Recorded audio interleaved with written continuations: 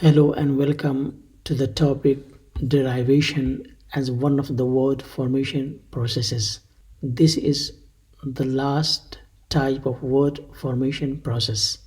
Derivation is further divided into affixes, and affixes has three more parts: prefixes, suffixes, and infixes. Derivation is a part of bound morpheme. It is made by means of many small bits of the English language which are not usually given separate listings in dictionaries. They are known as affixes. Now let's talk about affixes. Affixes affixes are bound morphemes. They are letters generally added to the beginning or end of a root word or inserted within a word to change its meaning. Types of affixes. We have three types of affixes.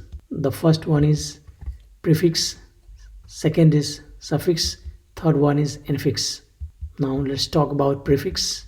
A prefix is added to the beginning of a root word. Examples of prefix: unhappy, dislike, rewrite, disappear, impossible.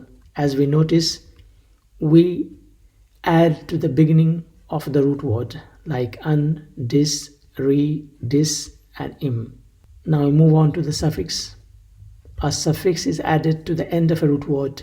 Examples of suffix: without, fearless, quickly, playing, cooked. So such letters like out, less, li, ing, et, they are added to the end of the root word, so they are the examples of suffixes. Infix.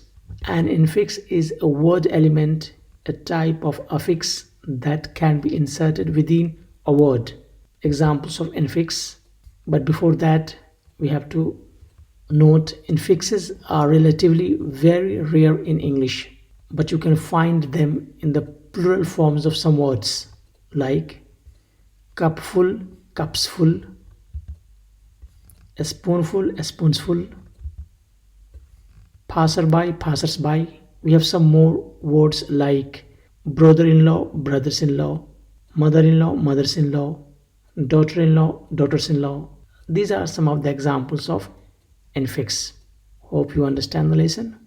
We have the references like this: Ewell George, The Study of Language; McCarthy Andrew, Carstairs, and Introduction to English Morphology. For more details, study. Thank you and goodbye.